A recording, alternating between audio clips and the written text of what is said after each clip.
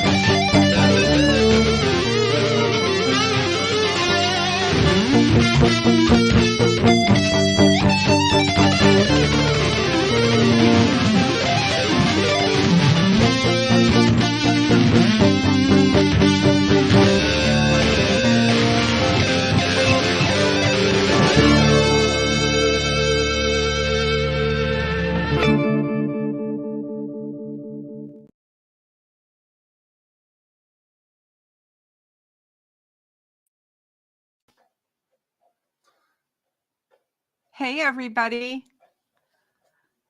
How are you guys all doing? What's going on? Hey, Frank. Another Thursday night. Oh, yeah. Good to see you. We're at it again. Crazy. So it's much on crazy. Now.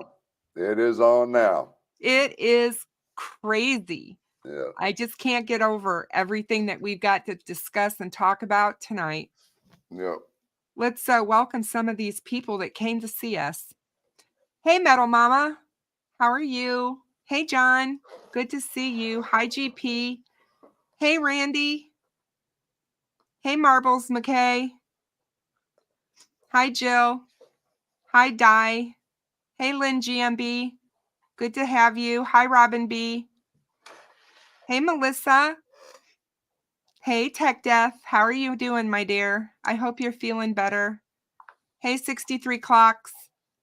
Hey, Lisa. Good to have you. Hi, Echo Chamber. Hey, Mother of Dragons. Cool Gamer. Hey, Joe Mosier. Hey, Nedra. Good to have you guys. Good to see all of you. Hey, Deb. How are you doing? And they're still filing in. Hey, Deb. Yeah.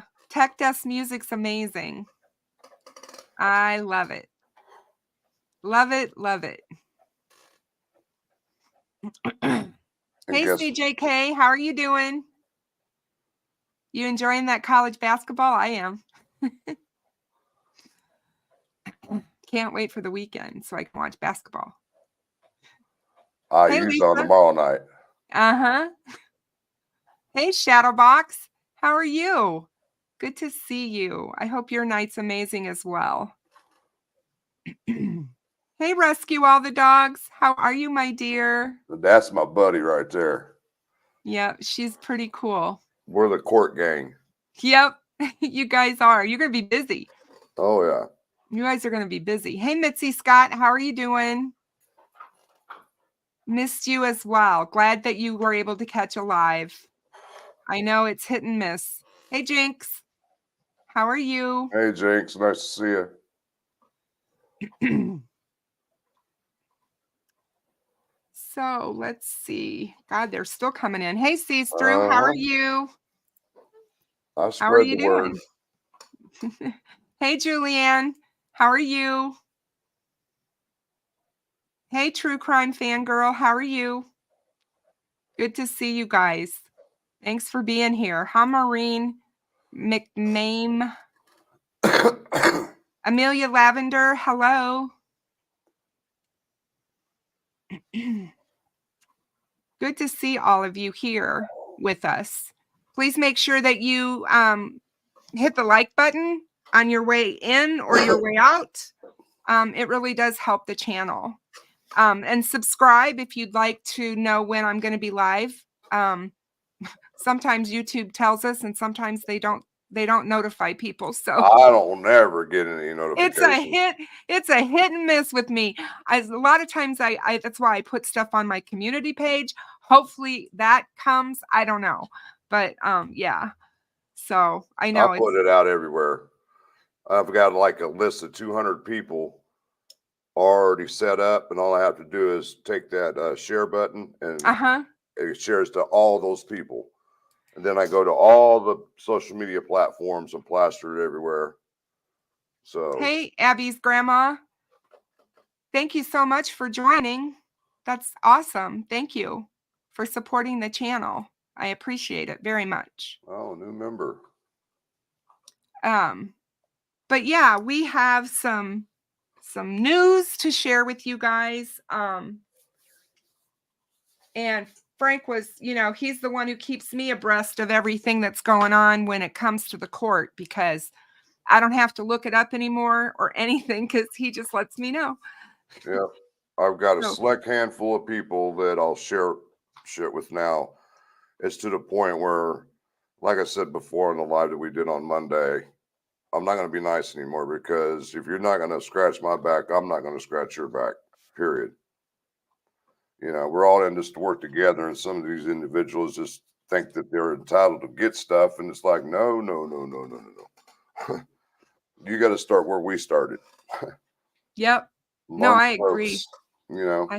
Yep. No, I agree. I totally agree with you. Hey, Periwinkle. Hey, Catherine Squires. She says Frank and Kristen equals the dream team. I don't know if we're the dream team, but I certainly appreciate that you guys enjoy us, because I enjoy Frank and I enjoy talking to him. And there's only a select few of creators anymore that have any common sense and try to keep the peace. Thanks, Metal Mama. Thank you so much for becoming a member. I appreciate it very much. Hey, Grizz, how are you? Hope you're doing well. That's my brother from another mother right there. I love Grizz. Oh, yeah. I love me some Grizz. Hey, Mitzi. She's been a member for 9 months, and we have missed her. I haven't seen her for a while, and she said that even though she's been watching, Rona had me in the hospital. Oh, Lord. I am so sorry to hear that. I'm glad you're better. Deb True Crime Notebook. Look at that. Yep. Look at her. Yeah. Wow. 5 memberships. Deb, thank you so much. I appreciate you very, very much. Make sure you guys check your notifications. See if you guys got free membership for a month. That's awesome. Love it. Wanda from Missouri says hi. Welcome. Sunflower says that yes, Kristen and Frank are a great team. We both have the same ethical perspective on how we cover cases, and especially this case. Frank is all about facts and keeping things real, and so am I. So we don't like the drama. We don't like the fighting and the bickering and the infighting that goes on. But, there comes a point in time, if nobody's going to stand up for each other, somebody's got to do it. And that's what we had to do on Monday. Yeah, I mean, it finally came to a head for both of us, and we really needed to say something. And we've both vented. I've not done that before on YouTube, not to that extent. And it felt good when I was done. I was glad I did it because I felt like I stood up for Becky, and she needs people to stand up watched for our her. show. Yay. She watched her show. Good. Because it's so, like I said, it's so important that she knows that there are people in this community that are behind her 100%. And this is, this crap has got to stop. That's been going on in this community.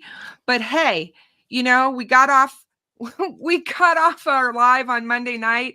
And the next thing I know is I'm sitting here watching within hours a interview with Barbara McDonald and William Labrato. Yes. And I'm like, what in the hell is going on in Delphi? This dude, think about this. You go back and break down everything he said. He's telling you he really doesn't really know anything about the case, but you already made it. One of your thoughts is he's not guilty 100%. Well, how would you know that if you haven't seen none of the discovery or anything like that? So that's basically telling me he's working behind the scenes with Rosie and Baldwin, and he's pushing their narrative. That's how I'm seeing it. Oh, I totally and absolutely agree. First of all, let me just say this. When you have a sitting bar association member go on a national interview in a case that has a gag order, there's some ethics there. But the question is, people have been asking me, is he under the gag order since he's no longer representing? He's not. No. But this is what I mean when I say it's an ethics kind of thing, because he doesn't have, he had every right to talk, but should he? Is it ethically right for him to go out and taint a jury pool with his comments about innocence or guilt when he has been so close to the case? Exactly. I think that was wrong. And I also think that Tech Death could be right, that he's a plant from the defense. That they were like, you need to do this for us, That's what I was saying, when he did all that, I said, oh man, you're pushing the narrative here. Yeah. Immediately I picked right up on it. I was like, man, well, how's Judge Gull going to take this now? What is she going to do about this? Yeah. And it's like, the Tech Death, you are so bad. You are so bad. But he said, I don't know. He just said a lot. And I, for Barbara McDonald to be snapped in the middle of this, sees through left a comment on my live about the fact that she doesn't watch that channel anymore because they're so inflammatory, Court TV. And I'm like, but they're playing her interview and she's on there. Right, exactly. And Barbara McDonald knows some stuff about this case. Do I agree with everything that she thinks? No. I don't. Definitely not. Absolutely not. And that's fine. I mean, Hannah Shakespeare's changing course too from the last time I spoke to her. Yeah. And, I'm like, it's okay that, we disagree or that we don't all have to agree. That's not the thing here. Right. But what upsets me is that we have this attorney saying these things, and it doesn't make a whole lot of sense to me. That's the fact that he said he had 100 murder cases and that there's only been a handful where he felt that the client was innocent. You know, I mean, come on. I mean, I don't know what to think about this dude. You and I have talked about this before when it comes to defense attorneys. If you have a defense attorney that goes on national television and talks about people's guilt, who's going to hire them? Right, exactly. Who is going to hire them?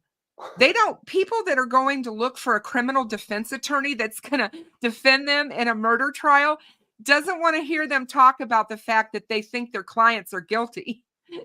Well, not. I mean, you had this conversation yesterday. Look at the O.J. Simpson case and the Robert Shapiro incident when it came to the Dream Team. Yeah. He had been recusing himself from the team because he knew O.J. was guilty and it was a conflict with the other guys.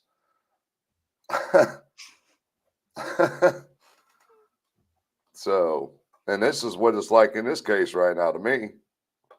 Oh, I agree. No, I agree with you. They all know he's guilty and they're just dragging it out, and trying to use every little loophole they can find to get him out. And I'm sorry, but when we go to this hearing on the 12th, I just see her recusing them both right there. Oh yeah, I think we need to get into that. Metal Mama, thank you so much for your $10 super chat.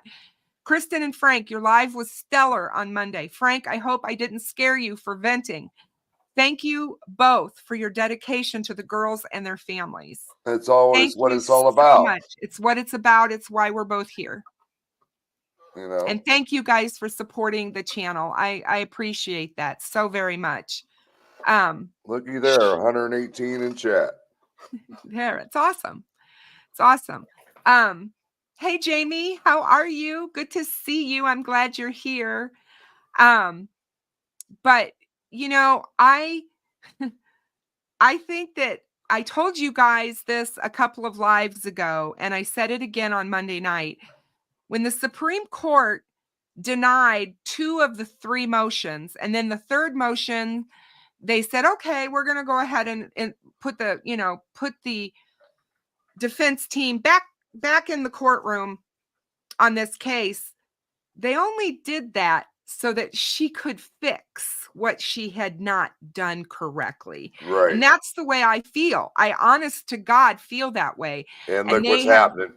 And they have given her, they've given her that leeway. And now the state has come in and they have all these claims of contempt. And she's like, well, here we go. Just what I was waiting on. So she has scheduled a hearing for the 12th of February on Monday at 9 a.m. Mm-hmm. And Frank and Rescue, all the dogs are going. So they're going to be there with our ears, their eyes and our ears. I've already had people send me messages asking if it's going to be televised. And I reached out to my news contact and she told me that tomorrow morning when she goes into the office that she'll contact another news station to see if they put their order or motion in for cameras. And if they haven't, she'll immediately do it for Fox 59 and see if she can get it approved because she's going out of the country this weekend. So we won't know anything until probably next week. Okay. So. Oh, man, I hope she does approve it. Oh, I do too. I do. Rob Lee says, I want Lebrato to explain which Odinist is 5'6", built like bridge guy, was on the bridge that day, and owns a Sig Sauer. Yeah, that pretty much sums it up. It really does. And admitted to being there. And admitted to being there. And wearing basically the same clothes. And he was seen by 3 different teenagers. I mean, come on, and you even admitted to that. Did you happen to listen when William Labrato said that he admitted to seeing the girls? Yeah. And I'm like, where's that in any of our discovery? We didn't know that. We've never heard them say he admitted to seeing the girls. He might be talking about the witnesses. The girls, or was he talking about Abby and Libby, the girls? I think he's probably talking about the teenage girls that said they saw him. Okay. That's how I Because would look at when it. when he said that, I was like, well, we always talk about the girls as Abby and and Libby, right? not the witnesses. He didn't say the teenage witnesses. He said the girls. So I was like, what? So I didn't know if anybody heard that or not. And, you know, if it was a misspeak on his part, or like you said, he was talking about the witnesses. Man, I had to try to interview that dude. You should. He's no longer on the case. Nope. He's not under a gag order. Hey, Coach Kev. How are you? Good to see you. I'm so glad you're here for my live. Thank you. I need to have you on. I need to get you up here with us. But yeah, I was very thrown for a loop. I don't know how you felt, but I wasn't happy watching that interview. Well, it wasn't so much watching the interview, but I had one of my subscribers, she actually translated everything and put it in the Facebook group. So she broke it down when she was asking questions and Lebrato was answering questions. And I said, are you shitting me? After I keep reading this and I'm understanding what he's actually saying here, and I said, dude, you're on national TV talking about a case you were involved in at one point in time, and you're saying he's not guilty, but you're admitting you've never seen any of the discovery and stuff. How's that? Yeah. Come on, dude. Yeah. You're on, excuse my French, you're on Baldwin and Rosie's nutsack. That's what that is. Plain and simple. Gladys Kravitz says, did anyone find where Richard Allen owned a motorcycle? Someone in different chats said he never did. It's on the Discovery index pages when they ran. So I was just going to say, I mean, it's in the Discovery. So, Melissa Boa said, hi, Kristen and Frank. Hope you're all having a good week. Thank you both for what you do. Thank you for being here and supporting us. Even if you run Rick's timeline, 12 to 1:30, he has to run into the Freedom Bridge witnesses as they were on the bridge at 12:30. No mention of him sitting on any bench. Right. True. That's when they changed it in the memorandum. That's what that came from. But Richard Allen's original statement in his interview after or before his arrest, he admitted to being there between 1:30 and 3:30. And he said he sat on the bench until about 3:30 and he left. And he changed his story. You know, tried to anyway. Exactly. You know, in the Frank's motion. That lovely document.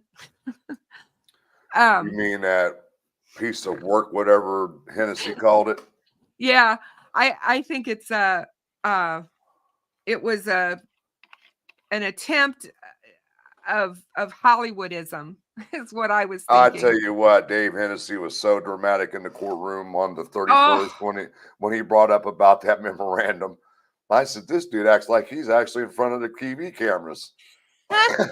I mean, it is just crazy to me that anybody got away with that, you know, and obviously they didn't, because, you know, she said, it's out of here. Yep. You know, yeah, Shadowbox says he called it a masterpiece. Yeah.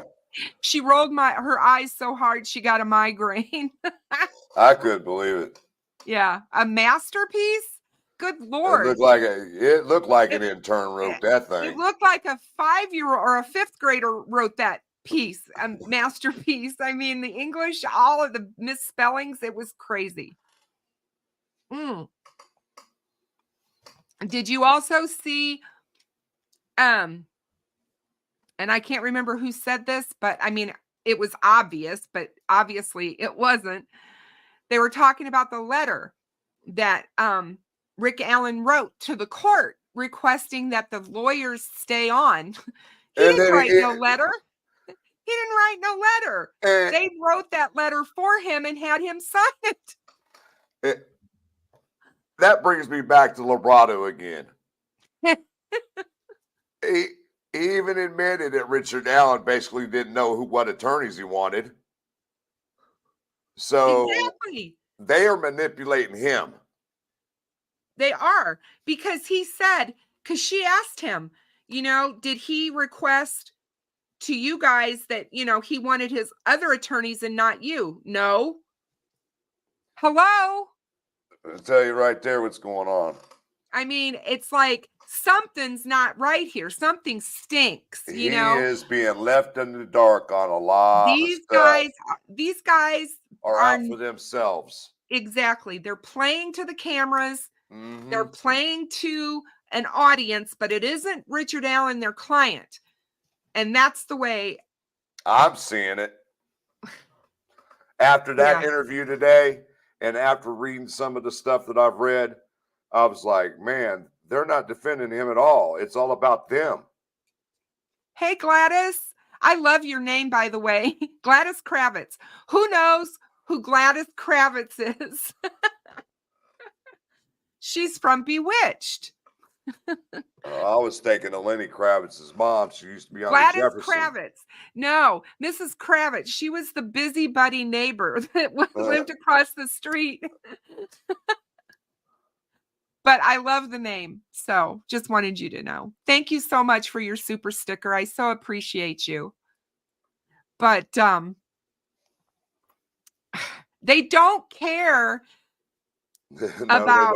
about him. And I think it's interesting that when she asked him about what he thought about Fran Gull, he commended her and said if anybody is going to make sure that Richard Allen gets a fair trial, it's Frances Gull.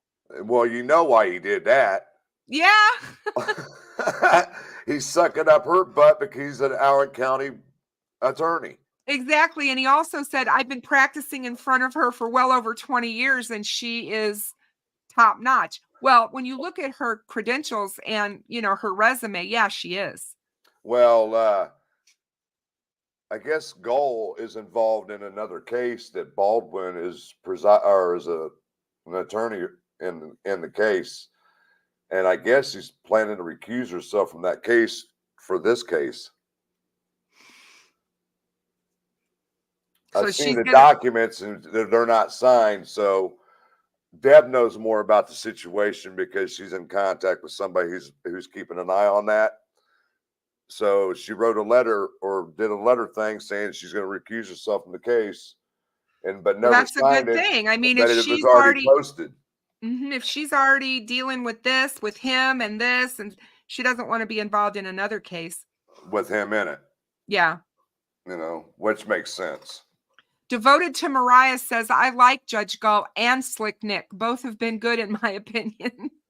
Yep. I think Nick has done well so far. I've been very impressed. I was worried about him in the beginning because I just didn't know experience-wise if he was going to be able to handle the pressure that was going to come with this case. But I think so far he's proven himself. He's very young. He's only like 42. Oh, he's very young. Yeah. And let me tell you something. This defense team underestimated Nick. They underestimated him. And I don't give a damn what these damn pro-defense people saying. Oh, it's the Patties and Nick's covering for them and this and that. And show me the proof. Talk cheap. Stop just shouting that stuff. Where's the tea? Bring the tea. I want to see it. Money's made of paper. Show me that paper. It's just... You show me proof on paper, then we'll talk. But otherwise, don't try to come at me with that family crap. Yeah. No, Deb says the Allen Davis case. There you go. Is the one she will be recusing herself from. Allison Davis. Is that the murder case? Yeah, I believe it is. Yeah, I think it is. Because I knew he had taken a murder case. Todd says a defense attorney thinks Rick Allen is innocent. Are you serious? He's a defense attorney. That's what they do. They ignore facts. Maybe focus on the totality of the evidence and the confessions. Rick Allen is bridge guy. Here.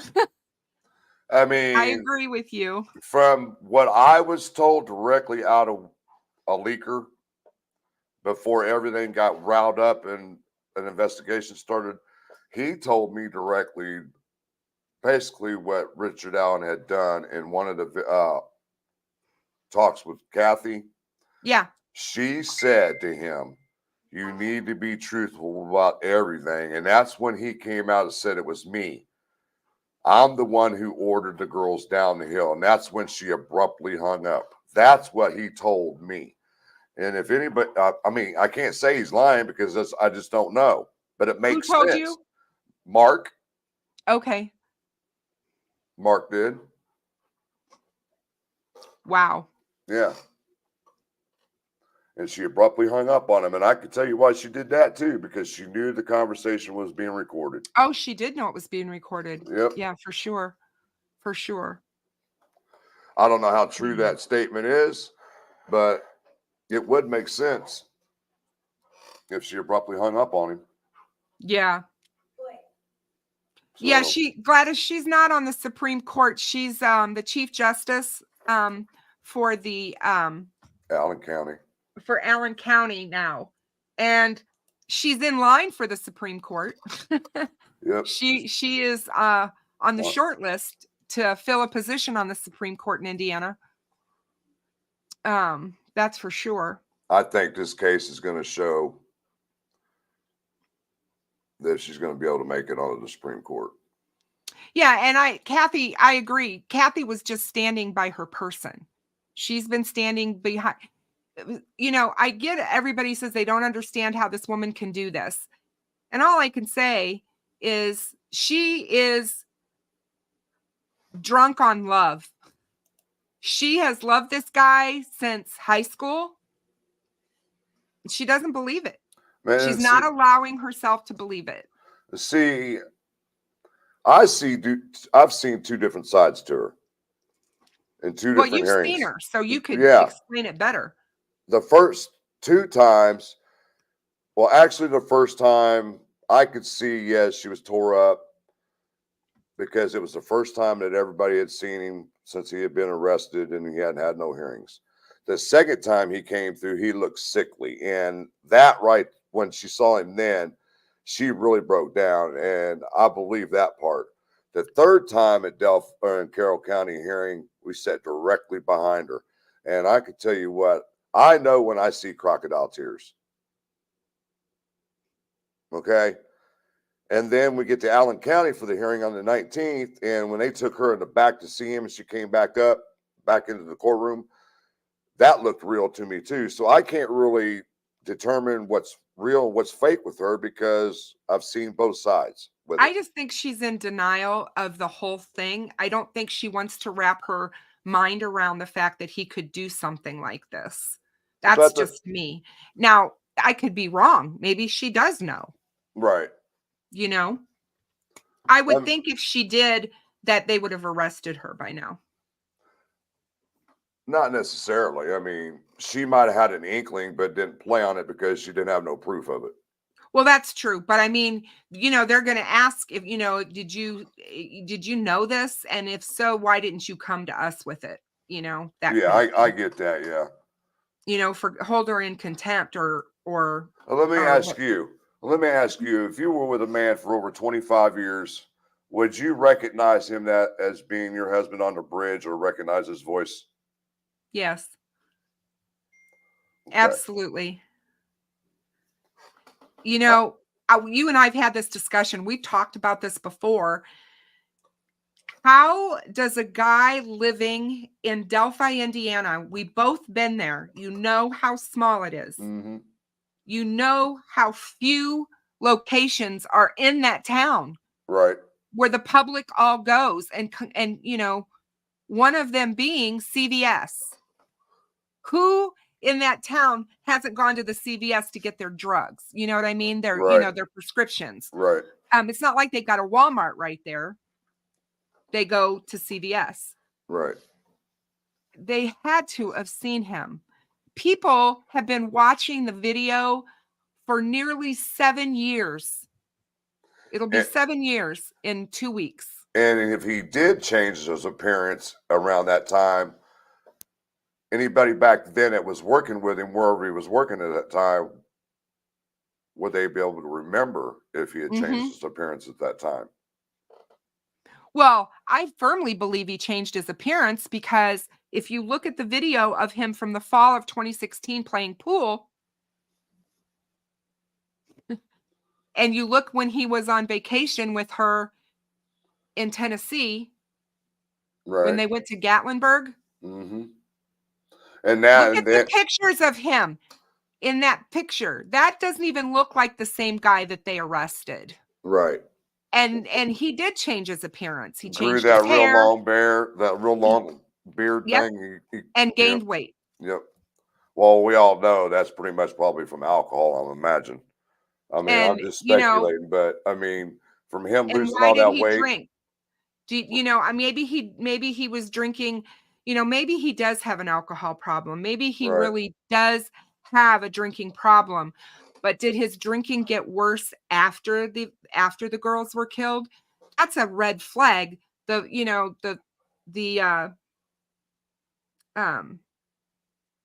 FBI told us that. Look for these things. Someone who's changed their appearance, someone who sleep patterns change, someone whose work, changes, their behavior, drinking or drugs. Right. But like I said, you could tell he put on massive weight after. We have to say 99.9%. We can't say 100%. We know that. But I'll tell you this. I thought it was interesting to hear how much weight he lost. He was 206 pounds, they said, when he was arrested. And I believe that's from the alcohol. And he dropped to 122. If he's an alcoholic, you're absolutely right. That is because of the alcohol. And plus, his diet has changed quite a bit. And he was refusing to eat there for a while. They said he wasn't eating, he wasn't sleeping. I mean, it's not like he can just go to McDonald's and eat anything he wants. You get what they serve you there, and if you don't eat, you're not going to eat. Right, exactly. So like I said before, I put that all on him. He did it all to himself. I understand he's stressing and all that stuff going on, and it comes with the territory, but not eating and not having your alcohol is going to make you do all that stuff too. No, yeah, for sure. Absolutely, for sure. So let's see what's being said here in the chat. People keeping their head in the sand is why killers get off at times. Bullshit. Amelia Lavender. Yeah, for sure.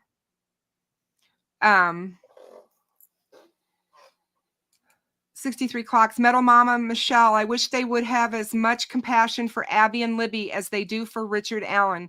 They say very little about the horrible injustice to the girls.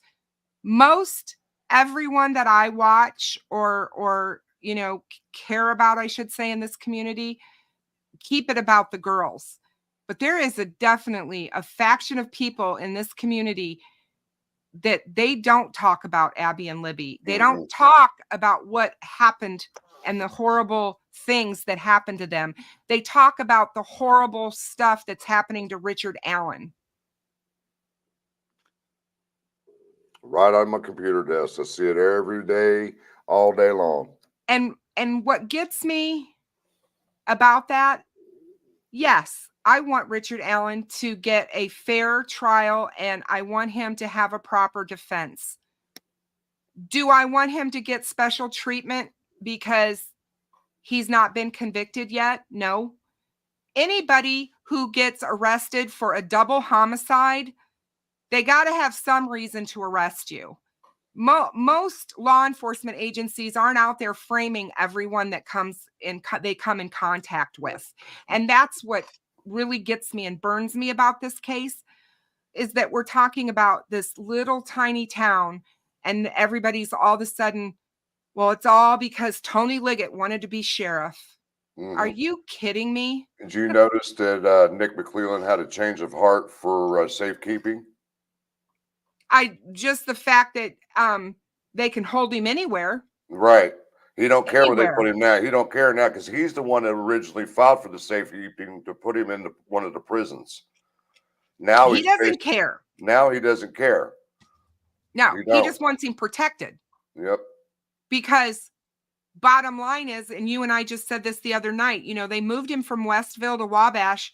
He gets to Wabash and he's suicidal. Mm-hmm. So if, you know, they want to be able to get him into court, we all want him to be able to get into court so we can see the evidence against him and we can see what happened.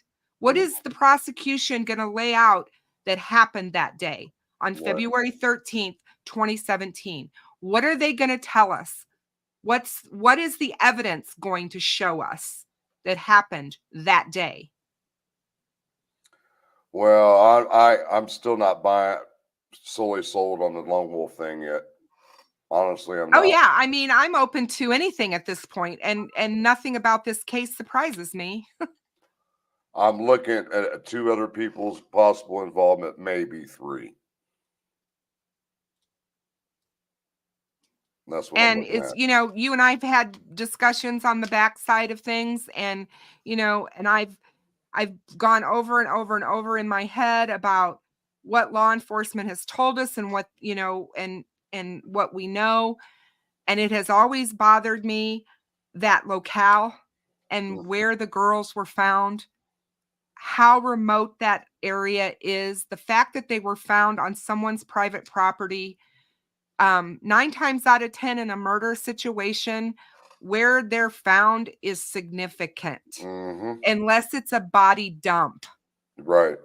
And this was not a body dump. This was not a body dump. This is where this actually took place. According to law enforcement, everything went down right there. Yep. And I know where you're getting at. And that's one of the angles I'm looking at. Because I keep getting information about this individual, and I'm like, man, I don't want to talk about that. I know. I don't want to go down that road. I don't want to. No. But I'm keeping my box open, as Sleuth would say. I'm keeping that box open. I'm like, man, no, don't tell me that. I don't want to hear that because we've been there. We've been down that road. We've all been down that road. And I'm like, I don't know. I just, I'm waiting to see what, you know, what happens. But I will say that, I don't know. I really feel that we've got some things to learn yet that we don't know. You know, I've had quite a few people asking from our last live the other night, why didn't the defense file for the the speedy trial in the first place? And this is what I explained to them in my own opinion. I said, you know, they got put on the case in November 22. Okay. They haven't even received any discovery. Okay. Mm-hmm. And by the time discovery or the speedy trial was supposed to happen for February or March of 23, or whenever it was supposed to happen, Judge Gull had put a gag on all documents, sealed everything. Okay. So they were getting pieces of discovery here and there, and they started getting pieces where they were like, damn, what else has Nick got on Rick? You know what I'm saying? And they kept dragging it out, and they finally got the piece they were looking for. It was like, nope, we can't file for a damn speedy trial.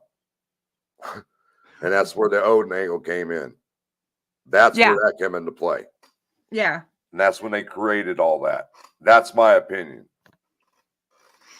Well, there's a reason. I mean, you don't go to your client and have them sign a document for a speedy trial and then not file it. Who does that and why? I mean, if that's my opinion, they got another piece of discovery that buried Rick Allen, and they're like, damn. That's how I'm looking at it. And that falls into that time frame when all of that happened, because if you look, they had him sign that document in August. Yep. And then right after that is when all the Odinism crap started flowing. That stream went crazy, and yeah, that's the only way I could explain it. That's how I feel it went down. They started getting this damn discovery, and they're like, "Damn."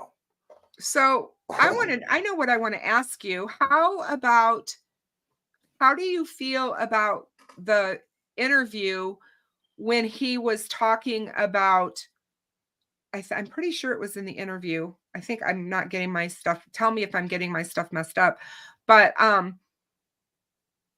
about the pictures and about how the pictures were taken.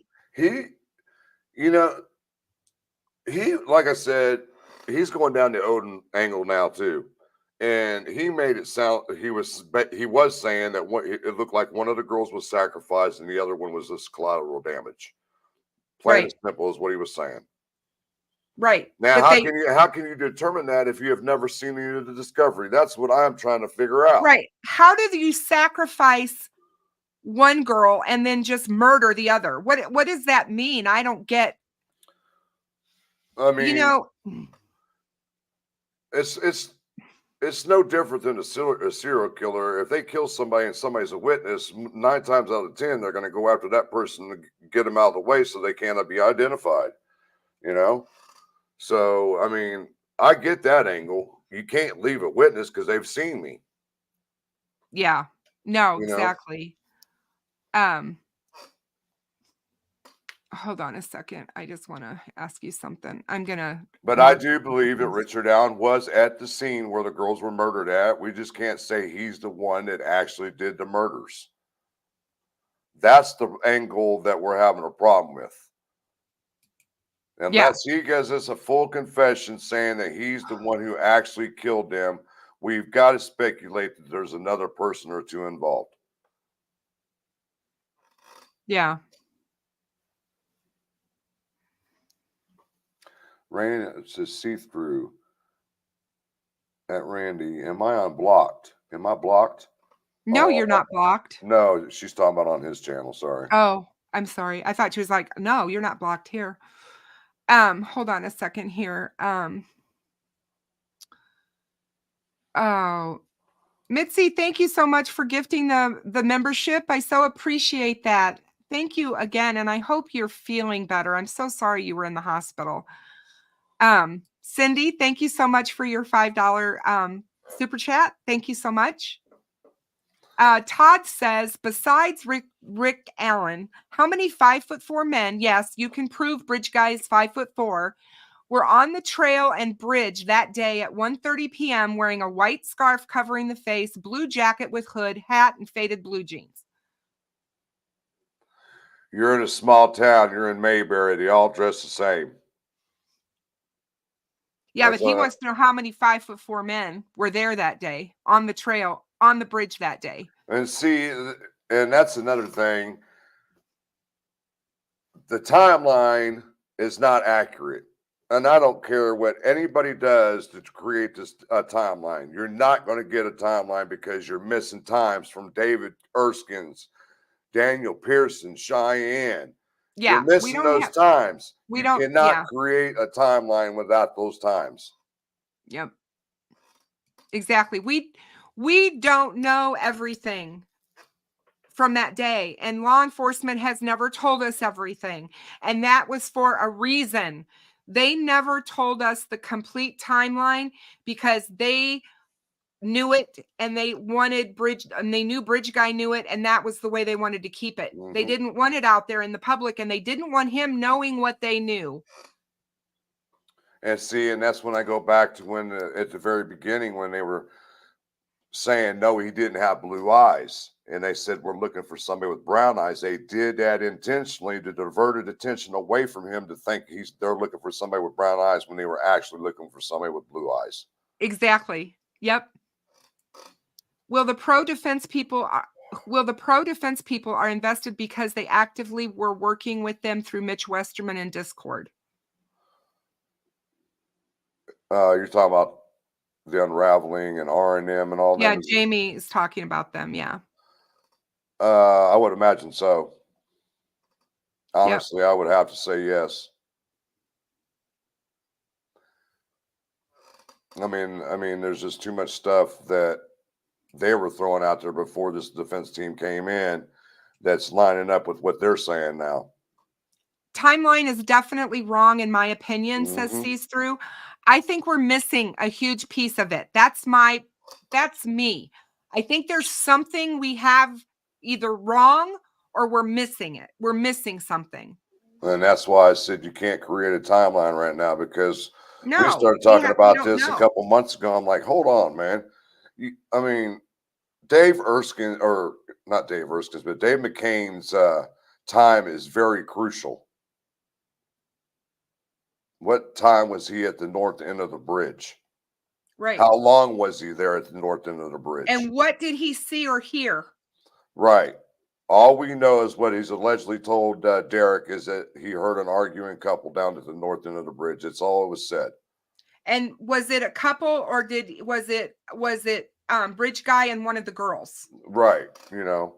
Is that what he was hearing? And he was assuming that it was a couple. Mm-hmm. What time was Daniel Pearson actually there? When did Daniel Pearson leave? Right. What, when did he arrive? Mm-hmm.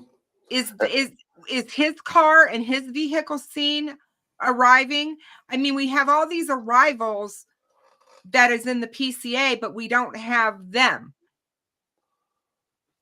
They're not in the PCA. Right. And just like the Cheyenne situation, because she took a couple photos while she was out there. And one of the photos, True Crime Red, when me and Mark were still working together, Rant did his forensics on it and all that stuff. And he said that this photo here, she's standing somewhere closer to the south end of the bridge, but she's facing to the north and taking a picture. And he said, I estimated this from shadowing and everything at 3:02 p.m. I said, okay, find out what platform she's on, and we can estimate about what time she arrived then. Right. By how long it would take her to get from that spot to where she parked. Because if she took that photo at 3 whatever, what time did she arrive? And did the witness who saw him, bridge guy, on the bridge, on the first platform, did she see her arrive or did she come after? I believe she came after Betsy had left the bridge. So do you see what I mean? It's like, and so nobody saw her arrive. Then Derek shows up. Yep. When did Cheyenne and her friend leave? Right. And I mean, all of this is just the other photo that Cheyenne took. It was around 3:40 something, and it was at the south end of the bridge. And she was stepped off the bridge, and she took a photo down underneath the bridge. I've always felt that when they were talking about an arguing couple, that they were talking about bridge guy and one of the girls. And see, then you got the situation with Daniel Pearson and that girl, and according to what Cheyenne said, it was one of her friends. Yeah. In Cheyenne. Or no, in Daniel, excuse me. And like Sees Through said, how far could Abby and Libby truly have been behind Betsy? Not far. Less than a minute. And see, that's why I still have a problem with that trail that leads over to Ron Logan's property. I understand that you could walk way back in there without being seen if you're walking toward the bridge. But my whole problem with that situation is when he came out of there and got onto the bridge, how does he know there's no people behind him and following him? That's why I always believed he was already at the south end of the bridge where he could see people coming onto the bridge from the north end. Right.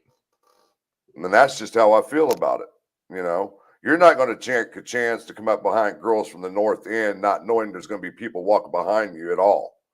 What are you going to keep stopping and turn around and looking? And that's going to be a. Do you think it's possible that he was on the south side of the bridge, south end of the bridge, and when the girls hit the middle of the bridge or after the photos were taken, he came up on the bridge and went past them? I honestly believe and then turned around and came back? I do. Because like I said, I've been out there too many times, and that you don't, if you're walking toward the bridge off of that trail and you get on that bridge, you're not going to keep turning around and seeing if somebody's behind you. Well, you have to remember too, Frank, back then in 2017, the trail wasn't straight to the bridge like it is now. It was dirt. You had to go off the trail and into the woods. You walked on a deer trail through the woods Mm-hmm. and around to get to the bridge. And that's hard to see now. I mean, I only know that because Hoosier Cold Case was so good at doing his boots on the ground videos. I love them. And he walked that and showed that. It was all to dirt us. back then too. It was all dirt. And Yep. it was like a deer trail that you Mhm. had to walk up and through. You were almost up towards that fence line, and you had, and you had to come down and back around to Yep. get, and you were actually up in those woods. So that was to get to the bridge. So, and like I said, I even had I took that photo of Abby. It's on the bridge, and had to send it to an expert who's into that photoshopping and everything. And I even asked him, I said, hey, also, can you look to see if you can actually see if there's anybody sitting in these woods or anything? And like I said, when his response came back, he said, I don't see no photoshopping, and no, I definitely don't see anybody standing anywhere in the woods. right. So Cecil Hotel, thank you so much for your super sticker. I appreciate you being here so much. And that's what convinced me that he was already at the south end and came back up and walked by him and then turned back around. Todd says everything aligns with Rick Allen perfectly, and we don't even have all the evidence yet. Jane says, Abby said, is the creepy guy still following us? It suggests they passed him. Yeah, exactly. He walked by him and they were like, oh, look at that creepy guy. And he kept going and he turned around and they turned around and seen him following him again. Yep. I can't grasp that he came out of that trail. I just can't see it, not knowing if there's going to be people coming up the trail. Right. Yeah. So. And Wanda from Missouri says, I just want to know why he and if anyone else is involved did this. We may never know the why, you guys. That's just something that we need to, resign ourselves to. A lot of times the why doesn't come out in cases. And, I hope we find out why too, because it's so senseless. It doesn't make sense to us. We'll never be able to wrap our heads around it because normal people can't. And my thought on that whole thing right there is that if it doesn't get to trial and he takes the plea, what needs to be included in the plea is the why. Mm-hmm. Or at least what did you do this for? That's what I mean, the why. Yeah. And if you take a plea, is there anybody else involved? Or what was your role? I think it'll be really interesting to see because I don't think that Nick McClelland will be game for a plea deal unless there's a lot of things on the table. But I definitely look for, in the next few months, I look for the death penalty to come up. See, and that's where I was getting ready to say, if they're not going to get what they want out of him, that's when you come up with the next step and throw the death penalty on the table, and that'll scare him shitless. I think he's waiting to use that as a bargaining chip kind of thing, maybe.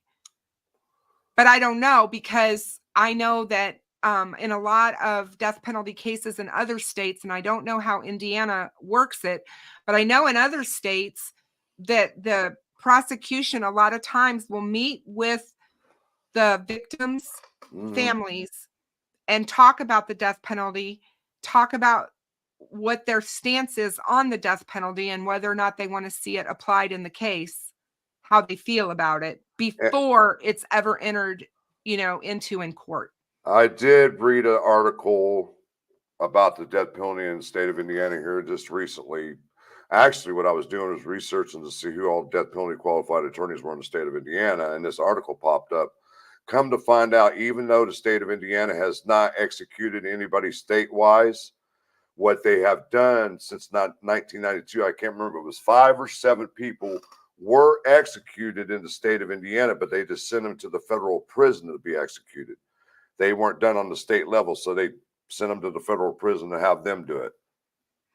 So Todd says that Carrie Simmons did an interview.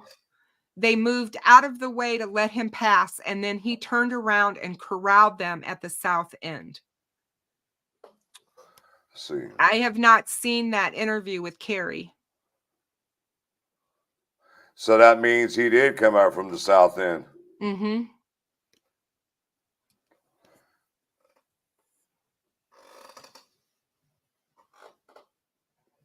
So that tells you that he knew the area very well. Oh, how could he not? He lives so close. And if he liked taking walks and going, out in nature, whatever, I mean, what a beautiful location to do that in. I mean, that's blatantly obvious just from the videos and the pictures with him and Kathy down to Tennessee and all that stuff like that. They like to hike and they like to go out on trails. Yeah, they're nature freaks, so I get that. I'm reading the chat. What in the world? Wasn't Abby 13 years old and involved with a 16-year-old? Isn't that statutory R without any age exceptions? The boy would have had a lot to lose if she was telling her friends. Okay, first of all, yes, Libby was 13 years old. And yes, she was supposedly had a boyfriend who was older than her. But I say boyfriend loosely. They didn't live in the same town. Right. They didn't see each other. I think their relationship was purely online, and over a phone. There are pictures of them two together, though. There are, and I don't know how often right. he was able to see her in person. And Anna said the same thing. Anna said the same thing. And I will tell you that he was absolutely devastated when this happened to her. He posted about her for quite a few years after this happened. And I still don't think he's ever got over it either still. How could you? I mean, not literally get over it. You know what I mean? It's like how to try to move on. How do you move on from something like that? And then to be accused. Or your dad being accused. Or your dad being accused of doing it, because that's the person that they're talking about in this whole Odinism crap. And what gets me about that is, let's stop calling it Odinism and let's start calling it what it is. Why don't they just say Vinnlanders? Because that was the group. Yep. The Vinnlanders.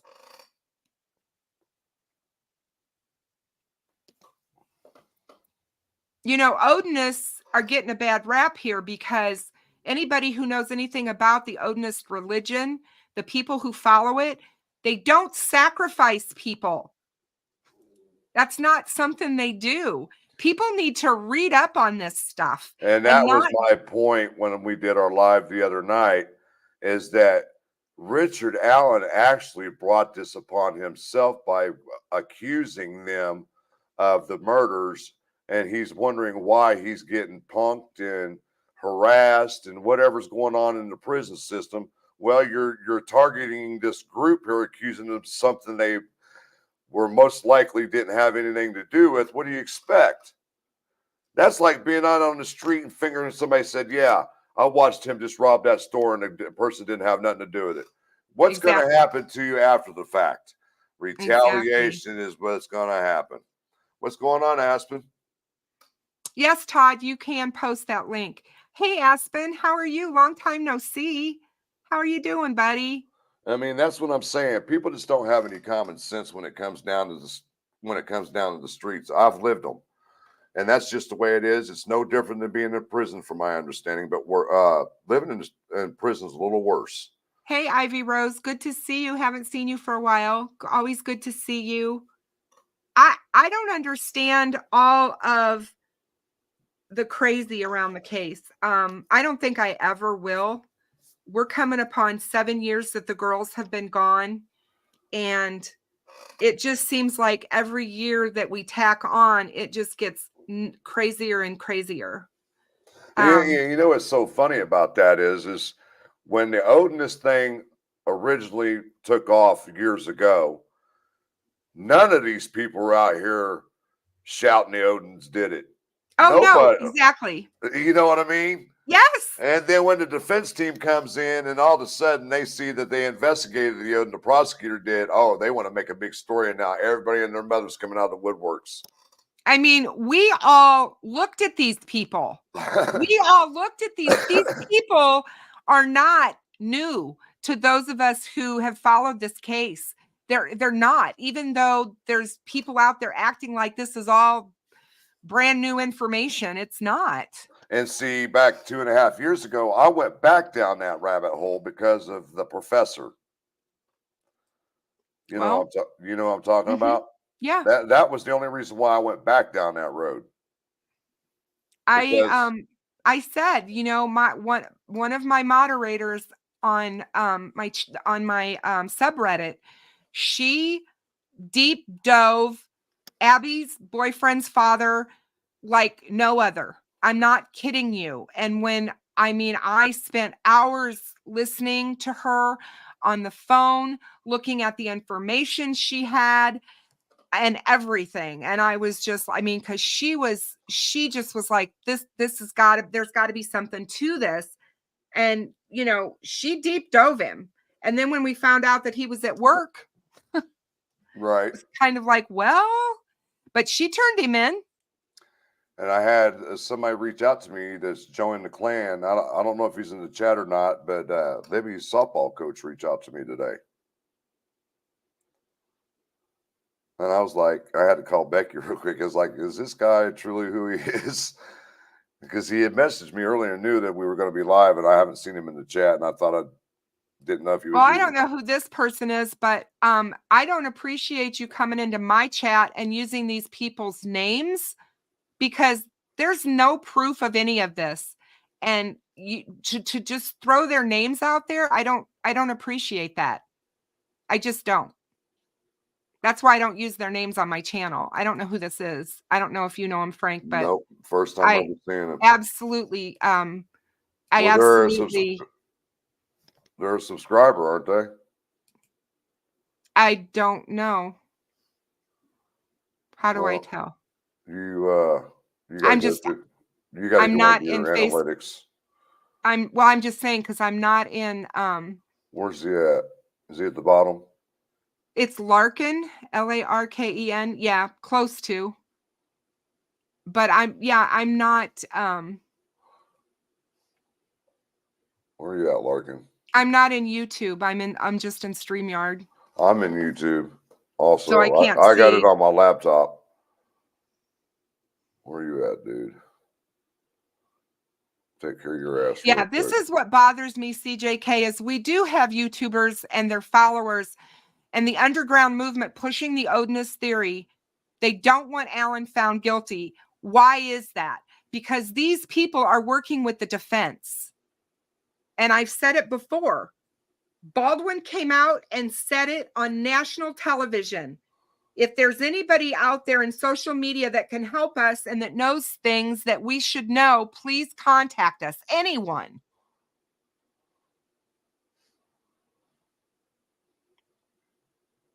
So still alive. There he is. Time for you to go bye-bye. Yeah, I'm done with that whole thing. Here, I got to do it on my phone. Because I'm logged in through Facebook through StreamYard. Okay. Give me a second here. Yeah. Take care of that shit real quick. You know, I don't play. I don't either. I don't like it when people say people's names like that that's never been called out. I'm not here to throw them under the bus and ruin their lives any more than they've already been ruined. I don't want to be a part of that. And just because their names were in the Frank's document doesn't mean that I should use it. That's just the way I feel. You should be able to, on your end, to block that comment. go to his name and the 3 dots up in the upper right-hand corner. When you click on his name on that comment, it'll have a hide, timeout, and a block. I've got ban user, delete their comments. There you go. Delete the comment. There we go. There you go. Thank you. Yes. You can tell I don't have to do that very often. Right. I just don't. How many mods do we got in here? Hey, Sleuth, there you are. Did you There get he my is. email, buddy? I sent you an email earlier this afternoon. I asked you to come be on the show with us. Man, he had a hell of a video he made today. I missed it. I was You've busy got to all check day. it out. If It you was can't tell, fabulous. I was at the gym. Yeah, it was a damn good video.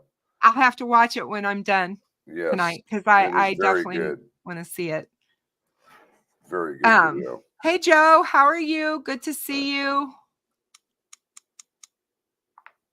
He made some good sense on the video, what he did. They You'd did be investigate the Odin theory. There's no proof that this held any water.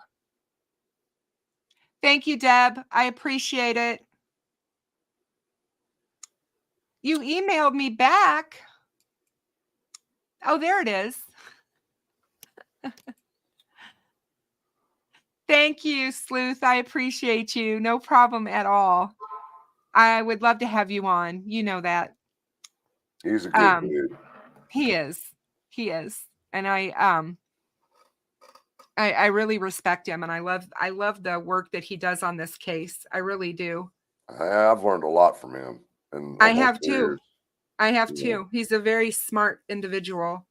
And like I said before, this dude can think outside the box better than anybody I know. And I thought I was pretty good about thinking outside the box. He's really good at that and trying to keep an open mind about things. Yep. It's really hard to not get confirmation bias going in this case. And I really try hard not to do that. That's why I never named a POI. I never, people would ask me and I was like, I don't have enough information to have a person of interest that I can actually put out there in the public domain. And I had the same stance over the last nearly 3 years. I didn't have one specific POI because there were so many names being thrown out there. We just didn't know because we didn't have anything. No court documents or anything leading us in any type of direction at all. The only direction that we're being led in was the Keegan Klein situation. That's all we had. I didn't say that you stepped on a nerve. I just want to make sure that people are respectful. And alleged facts are not facts. So we like to keep it as factual as we can, unless you come out right out and say I'm speculating. I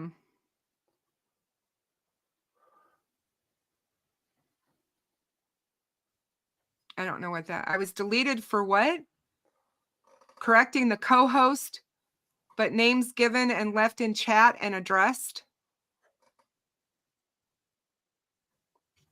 I don't know what that's about, but I didn't delete you. That's that Larkin. Came in as somebody else.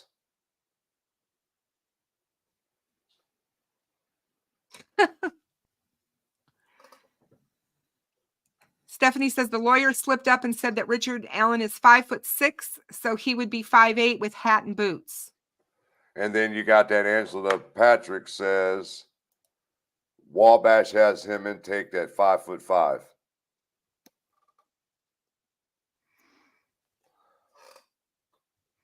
Yep, Shadow, that is absolutely true. We cannot ever say 100% anything because we don't have all the facts. We don't know everything. And we obviously weren't there that day. And then Angela Patrick says Lebrato had discovery since November 1st. And I said, well, then he's contradicting himself on what he said in the interview. Yeah. Yes, it's a sock account. Yes, he is, Aspen. Absolutely. You got that right. Yes, Kristen, Frank, and Sleuth would be a great live. I agree. I agree. I really respect both of them. We try to be respectful. I'm not perfect in any way, shape, or form. There's times when I can get very emotional about this case, but I really try to keep it in check.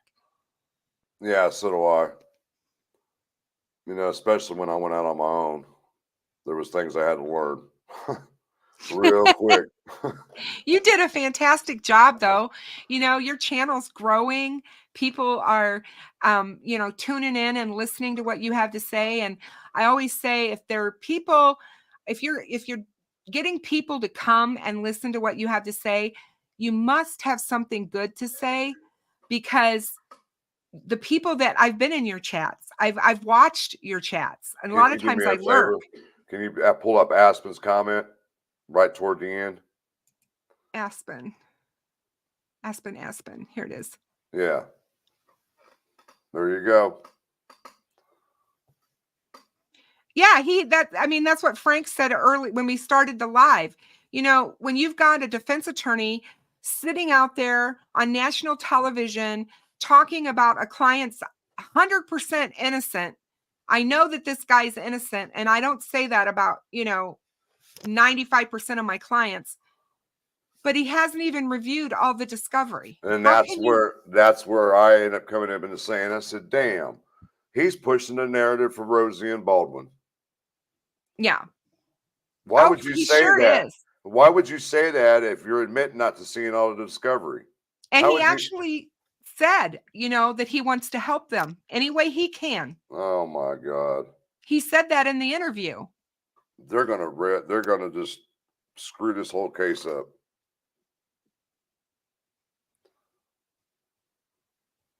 And you can't, I don't know. I think she's going to nip a lot of this in the bud on the 12th. Oh, I do too.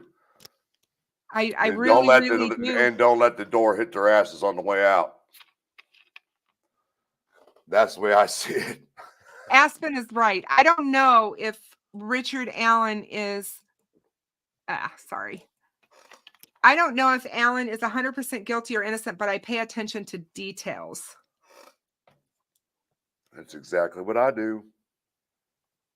It's like everybody asks me, well, how do you read these documents? And I said, I read them and I read them and I read them. And then if I'm not getting an understanding well enough, I'll look for key phrases or key words, and I'll research that word or how that phrase is being used, and I'll insert it into what I'm reading, and I get a better understanding of it. I will definitely tell you that, in my opinion, and this is just my opinion, Richard Allen is bridge guy. Yeah, that's how I feel. Bridge guy abducted the girls and ordered them down the hill. Therefore, Richard Allen is guilty of murder. That is how it is written in the state of Indiana. That's what I know. Other than that, I don't know beyond that. And I felt as soon as I saw Richard Allen's picture, I nearly fell off my chair because I was like, holy God, that's bridge guy. I knew as soon as I saw him. And like I said, the two times that I heard him speak the first time, it was just simple yes or no, whatever. The tone and everything convinced me it was him. Hey, Frosty. Sleuth says the bullet was tested against a few other firearms before matching with Richard Allen's. Imagine that. They just went straight to Richard Allen's gun. They know better. These people that do this for a living, they know what they're doing. And they are going to look at other firearms. Who's this Todd? Is that Todd Denzinger or whatever his name is? I think that's who that is. Yeah. Todd says, if it was your child, would you tell her that her video, the totality of the PCA evidence, Richard Allen's own testimony, Richard Allen's own clothes, Richard Allen's own gun, Richard Allen's own confessions were not enough or not valid? I totally and absolutely agree with you. Now my question is, and I've had some other people ask me the same thing. Now, the 43 seconds, is that complete audio and video, or is that just video? I don't know that we've ever been told. Because if it's video, there's something in that video they didn't want nobody to see. I believe you can see somebody off to the other side of the girls. And the reason I say that is because if you remember early in one of the press conferences, Yep. he talks about, you know, when you watch your TV, you can only see this much. You can't see what's over here. And you can't see what's over here. There's a reason that he said that. Yep. And that's why I can't get it off that he's a lone wolf. He might have been at the crime scene himself, but we cannot absolutely say that he's the one who actually murdered the girls. He might have been the one with the gun to control them. And one of them got out of hand and he racked it, not realizing he already had a round in there, and it ejected that round out. Yeah. And Corgi Mama's right. I can't imagine that Doug Carter would have aligned with this case if he didn't believe it. I can't see him not saying, I don't know. I just don't know how I feel about Doug Carter. Honestly, There's I times don't. with him that I mean, I'm confused by him. Yeah, or he says something misleading, and you're like, what? And I think that there's a reason for that because, again, they don't have press conferences and they don't have everything's scripted. These guys don't just talk off the cuff. They just don't. And that's why I believe that Doug Carter doesn't really know much about what's going on in this case because everything is scripted for him. Yes. Because they tell them what to say when they have press conferences or whatever, and be careful that you don't, reveal this. Be careful how you do this. If this is their strategy, they're going to put this out, and not this. That's how it is. I mean, that's his Sleuth says, "Scratchy head Carter." It says, when the police interviewed him, Anthony France says, before he was arrested, did he deny being bridge guy? I mean, they had to have asked him, is this you on the bridge? Well, let's put it this way. He told them he was on the bridge and that he was wearing the same clothes as the guy in the video. And looking at stock ticker. Yeah, he was looking at his phone and went to watch the fish. Which I call bullshit right off the bat because I've been out there at that time of the year. The river is too high, it's muddy and gunky, and fish are dormant at that time of the year. And Stephanie is right. Doug Carter said a few years back he had reason to believe that the man on the bridge is the killer. But as the years went by, we're uncovering more and more and more. So she is correct. He did say that. I do believe it. RA will plea also. I believe it. Sees Through says in the thumb drive map, the bridge video is listed. And then there is a last video. Of course, the thumb drive map could have been manipulated. Somebody asked, how do we know that Carter is being told what to say? He's basically a politician. Yeah. Everything that he says on stage, he's reading from a monologue or something on paper. Yes. Just like when you watch Saturday Night Live, how do you think they know what they're saying? They're reading something off a screen that you cannot see.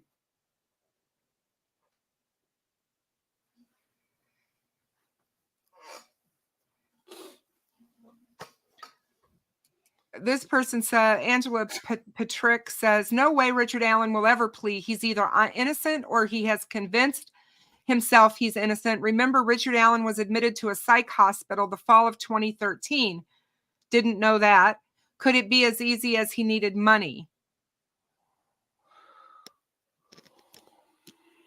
It's all going to come out.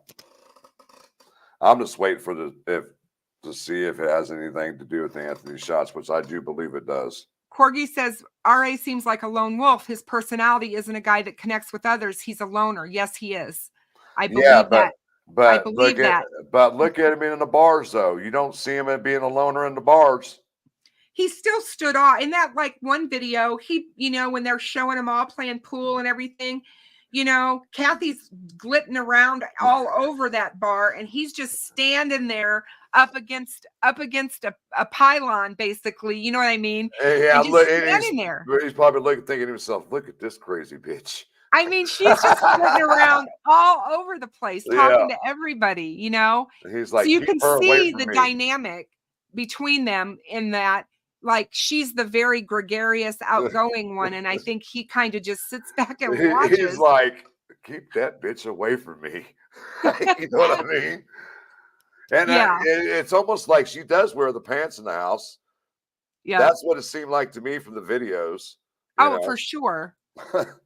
Stephanie says Richard Allen lied to his friend in the beginning and said he was cleared. Heard that. Ivy Rose says, I'm not a fan of bullet tool marks. The research on it isn't great. It's still admissible in a lot of states, but I expect it to be eventually phased out like bite marks have. Well, I'll tell you what, the defense counsel that William Labrato is part of, that team, came out and did an interview last fall in 2022. Mr. Screaming. About tool marks and said that they are very much good science. And this is a defense attorney saying this. That's what got assigned to Richard Allen within a couple months after that interview. Exactly. I'm just like, wow. Wow. I get what you're saying, Angela, that he won't plea. And the reason I think if he doesn't plea is because the attorneys want the publicity from themselves. Yeah. It has nothing to do with Richard Allen. I don't even know again, he filed for or wanted to file for a speedy trial and they didn't do that. So. And by the way, good question, John. Sorry to cut you off. When Angela said that he was admitted to a psych place in 2013, and Ivy Rose says, how would anyone know that he was in an inpatient psych care? No, exactly. So, I don't know. Excuse me, but Miss Angela, please don't come in here and putting that information. It's like I wouldn't expect you to come into my channel and putting that information out there without showing some type of receipt or some documentation proving what you're saying. Because we have no way of proving any of that. Exactly.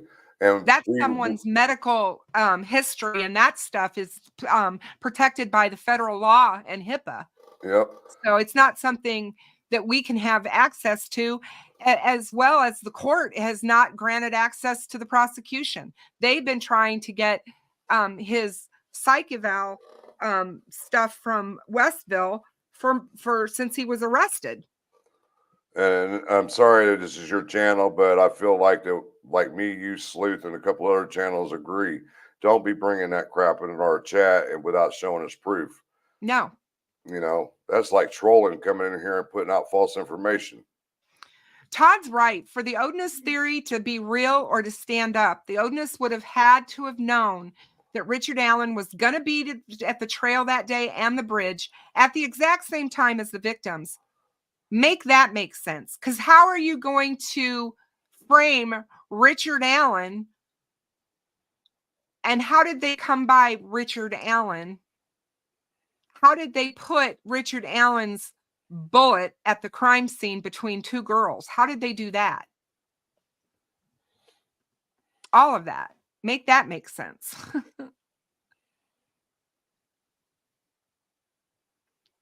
Joe Newman says that Richard Allen is going to plead to save someone else, the other actor.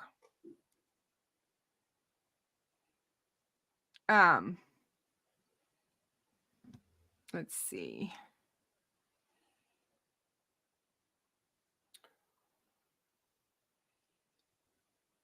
Who was talking directly to Ricky? Oh, yes. To the killer who may be in this room.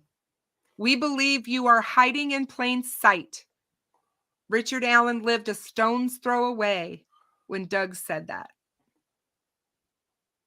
He certainly did. Yep. At the historic building, right there at the Wabash. Richard Allen doesn't live too far from there, the canal. Yep.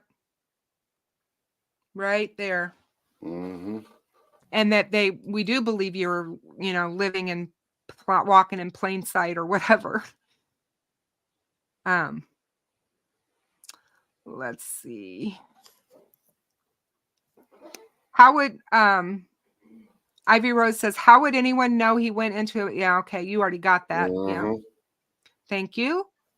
Not everybody, Joe. The world knows he is guilty. There's a lot of people that believe he is, but there's a lot of people who believe he isn't as well.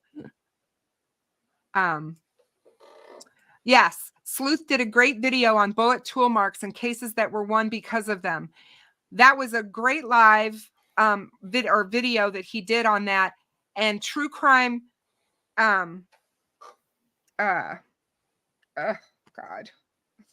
Steve from True Crime. Why is my brain not working? True Crime Web.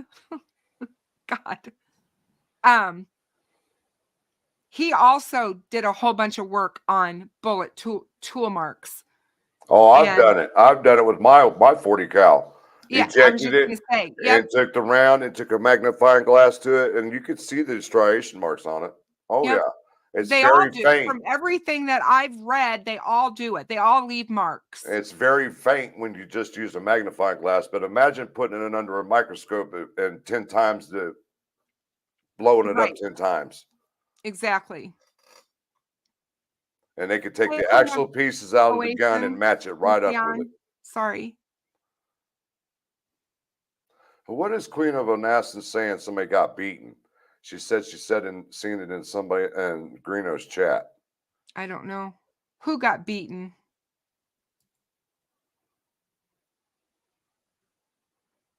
I heard on someone's show, I believe Greeno's chat, that you were beaten. Who is she referring to?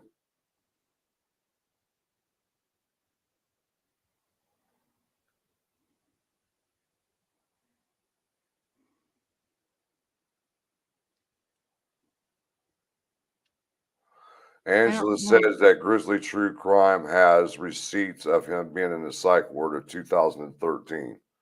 Well, then she's got something that nobody else has, because nobody's talked about that.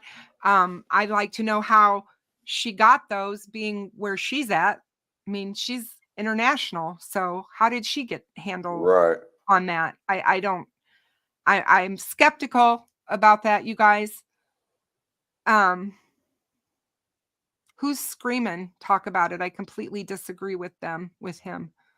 Who's screaming? Oh, talking about his interview, talking about the bullet. Oh. Yeah. Screaming the other attorney. Yeah. Oh, let's see. I know who she is. You don't have to pull her video. I know who she is, and I know she's got a huge following. She's an author. I respect her. I don't buy whatever she's been given. I want to know how she would have somebody's psych information. That's highly confidential information. Why is this person typing in all caps? Maybe because they don't realize they are. That's Queen of Onassis. Yeah. Assassin. Ocean.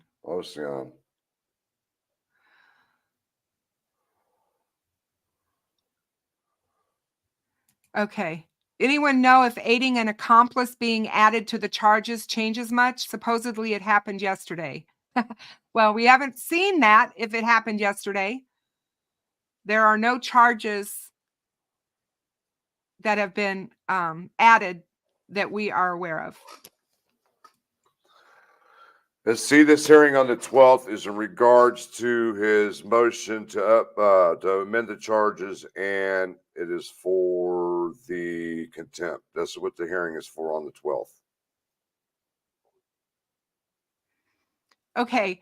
First of all, The psych hospital from Grizzly True Crime couldn't be October of 2013. He had a meltdown 9 months after February 13th, 2017. Do you mean October of 2017?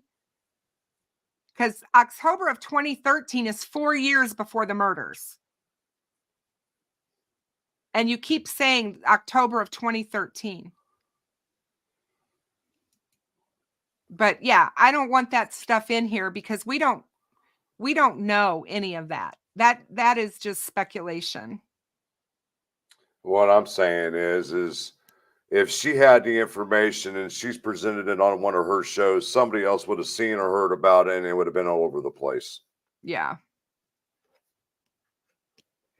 Todd says a retired law enforcement told me the FBI would have followed up and the DNR officer likely told Richard Allen they would.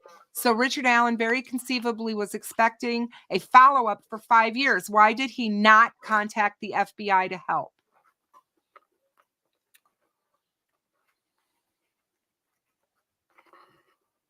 There's a good reason why he never went and contacted anyone. He was like, hell, I'm in the clear. Let me stay as far away from this situation as I can. Why in the hell would I contact the FBI to help? Any smart criminal would be thinking that himself. Yeah. Yes, Sleuth. I would love to see those confession transcripts myself. I would too. I have a feeling that Judge Gull is going to start releasing documents. She's going to start unsealing shit. I hope so. She needs to be more transparent. That is one thing about her that I have kind of an issue with. She's not very transparent. But then again, I can see the aspects from Nick McClelland at the same time. You know, we don't want to give our hand to the defense so they could try to counter us with that. You know what I'm saying? I get all that. But right. If there is a confession, let us see it or let us hear it so we can make up our own mind. Yeah. No, exactly. And, you know, again, this case has not been adjudicated. And until it is, there's a lot of this that we're not going to know because they're not going to put their evidence out in the public domain. The only people so far in this case that's been doing that is the defense. Right. You know, the prosecution, I guarantee you that Nick doesn't want his case and what he has shown until it's in court. Frosty makes a good point. He says, and in my opinion, innocent people don't eat paper and confess. Exactly. You see how quickly he got his shit back together, though, didn't you? He ain't acting all crazy now. Nope. He's not. And he put some weight back on. Though they did say he was suicidal when he got transferred to Wabash. But that's all changed from my understanding. He got all of his clothes back and all that stuff, from my understanding. Yeah, no, I think you're right. But, you know, they were being very careful and very diligent because of that in the very beginning when they put him there.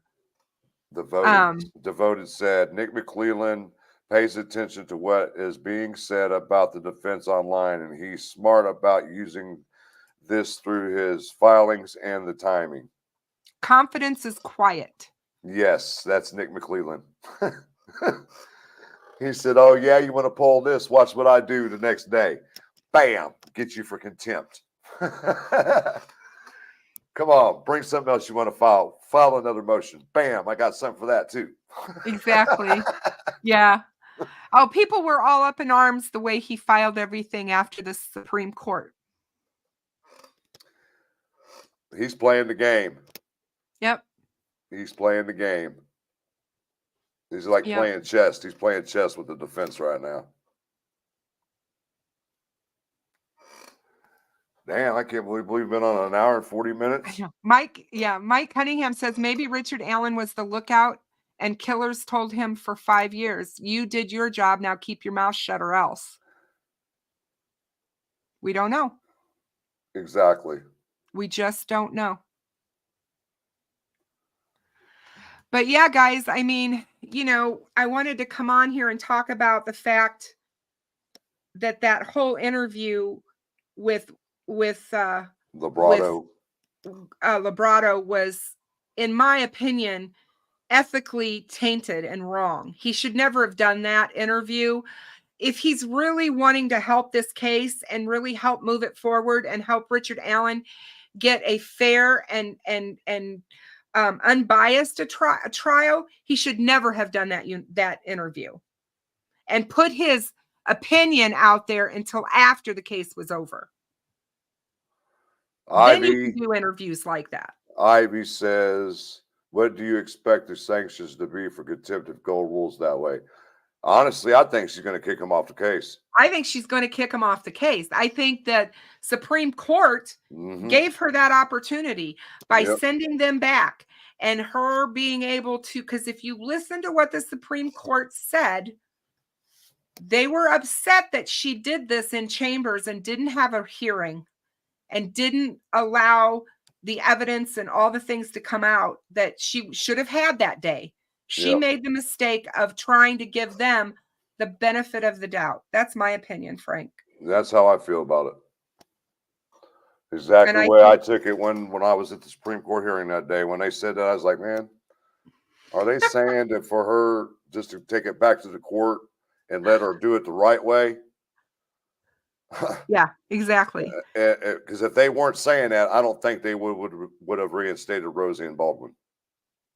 Yeah, exactly. Same. So I pay very close attention to what's being said in them courtrooms, man. And it's just like when the state's people came up and they started talking, I'm like, oh God, they're getting outwitted right here by the defense. Shane says, damn, it's 3:40 a.m. here. Time flies when you're not getting abused by other chatters. That's why we either got us, me, you, Sleuth. Yep. We got all the good people in here that are going to make sure that that things stay, you know, on the up and up and people do the right thing. Yeah, see, Devoted even said that they said in the Supreme Court, if you want to get rid of them, why not have a hearing and do it on that the record? Is exactly the way I took it. Yep, they wanted it on the record because there was no record of it. The Supreme Court kept bringing it up, but there's no record. They wanted a record. She didn't make a good enough record, even though there is an argument that there was a record made in chambers because she had the court reporter there. But they wanted it in a public way in the courtroom with the defendant present. Yes. And that's where it didn't happen. And she's rectifying that. I believe that will be what we see. And like I said, so far, I really respect her. I think she's done a good job under the circumstances that she's had. I think that any judge in this case would be getting a lot of pullback. The attorneys are doing what they're supposed to be doing. To one extent, they are trying to defend their client and throw everything at the wall and see if it sticks. I just think that Rosie and Baldwin were extremely unethical and underhanded by allowing just anybody to go in and see crime scene photos if that's what happened, or if they actually set it up that way and said, here, let's try this and see how this flies. Devoted says they unanimously voted not to remove Judge Gull, and that's correct. It was 5-0 on that, 3-2 to keep Rosie and Baldwin, and 5-0 to the Frank's motion. Right. Shane says, I'd love to know what time Kathy got home on the day of, and how was Richard acting? Was he washing clothes? From everything that I've been able to understand, Kathy was out of town. In Peru. She was in Peru. He came home to an empty house. Anthony asked me, says, did Ricky have a motorcycle license?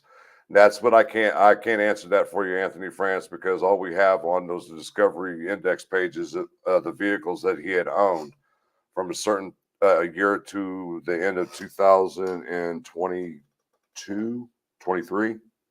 Squeaky Wheel brings up a really good point. I'm still trying to figure out how a couple of guards at the Westville prison, Odinists, who might be making Richard Allen's life miserable, would know that he would be housed there for a crime 6 years earlier.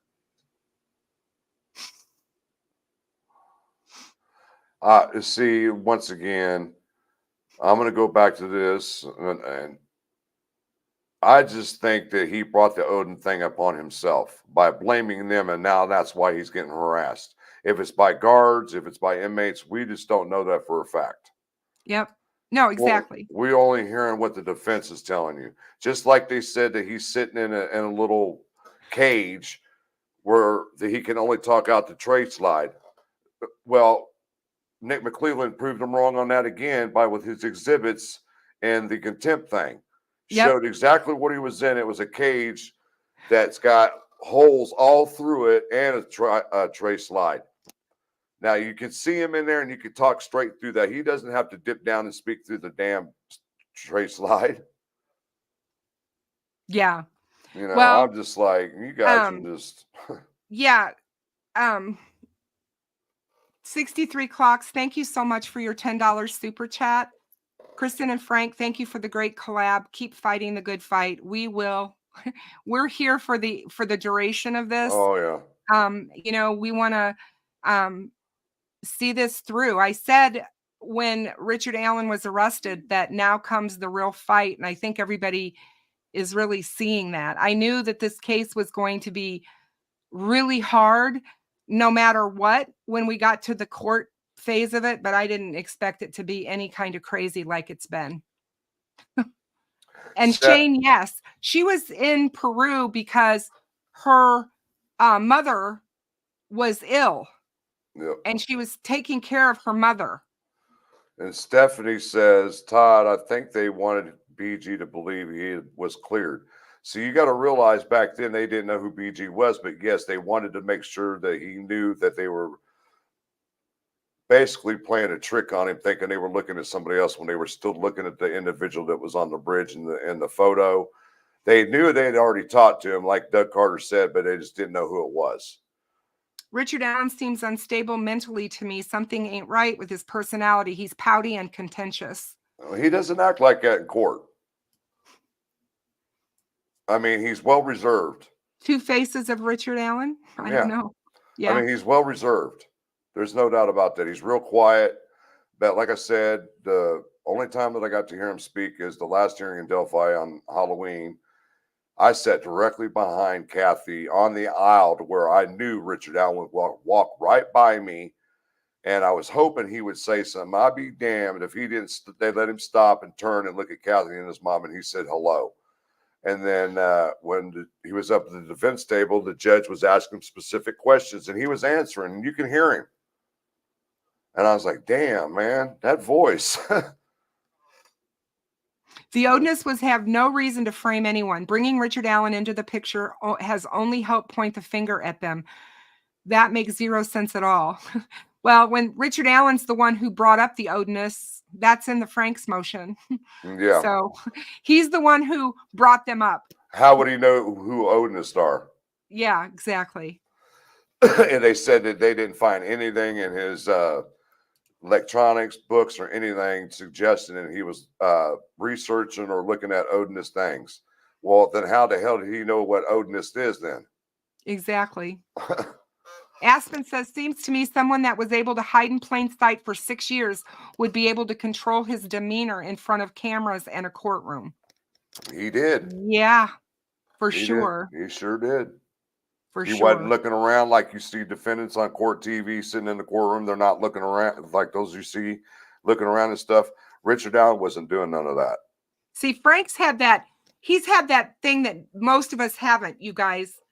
Most all of us have not had that ability to sit and watch Richard Allen and watch him in court and watch his demeanor, watch how he reacts to things that are said, watch how he reacts to whatever's going on.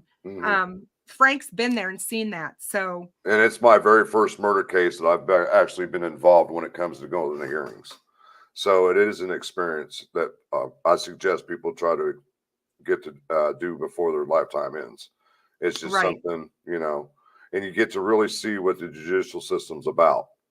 I think Richard Allen's a lot smarter than people think he is. Yeah, he's playing it. He's playing along. He's playing that he's not smart, but he is a lot smarter than people think he is. I mean, think about it, guys. 1 minute he's freaking out and eating paper, and within a couple months he's looking fine, acting fine. Yep. So for sure. Frank will be there on the 12th. Yes, I will be. Me and Rescue All Dogs. But yeah, for sure. Well, guys, thank you so much for hanging out with us. It's been a great discussion as always. Frank will keep us updated on what's happening with the court filings. If there's something that happens, I'm sure we'll jump on. Okay, people. We only have 10 likes on this show, guys, and we got 150 people in the chat. I need y'all to hit that thumbs up on your way out. Yeah, please do. It really does help the channel. But thank you for everyone who came tonight and listened, everyone who donated to the channel. I so appreciate you. You know I don't ask for that, but thank you so very much. It means a lot to me. As a matter of fact, I'm going to go ahead and call these people out right now. It's the Abby's Grandma, Metal Mama, Mitzi, True Crime Notebook, Mitzi twice, and you got Metal Mama twice. Everybody that donated to the channel, it's much appreciated. Yep, I certainly appreciate all of it very, very much. And yeah, we will be in touch with you guys. Everybody stay safe. Always. I can't believe it's February already, you guys, but you know how time flies when we're having fun, right? And I believe tomorrow is Rescue All Dogs' birthday. Happy birthday, Rescue. It's either tomorrow or Saturday. Well, I hope you have a good weekend, my dear. I can't wait to see you. I'm really, really going to try to come to the walk in April. Yep. It's all going to depend on when my knee replacement is scheduled for, and I'll know that hopefully next Wednesday. No, that reminds me. They're wanting to do bone density test on me now. Oh no. Yeah. Oh geez. I'm just like, Jesus, what else is going to go wrong? So well, I might be young at heart, but boy, this body's broken. You've been through a lot. You've made up a lot for this country, so you're paying for that. You know, we are thankful for your service. That reminds me, you bring that up. You know how Dickface over there down yonder wanted to call out my service? Well, my case manager called me today, and she sent me a copy of my discharge papers. So if he ever wants to try to throw that in my face again, I'll just throw that shit right up on the screen. Good for you. Good for you.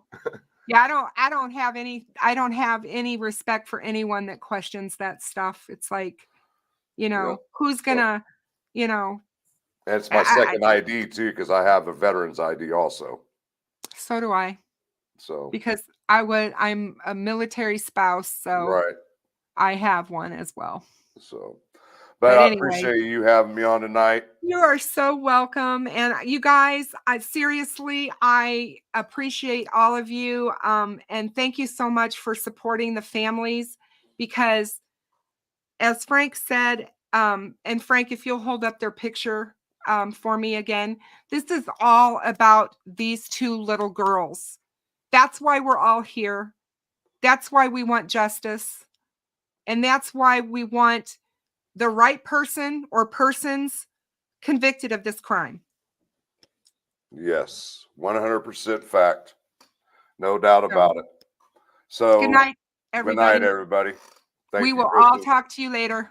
All right. Good night, guys. Love you all. Be safe. Good night. Bye-bye.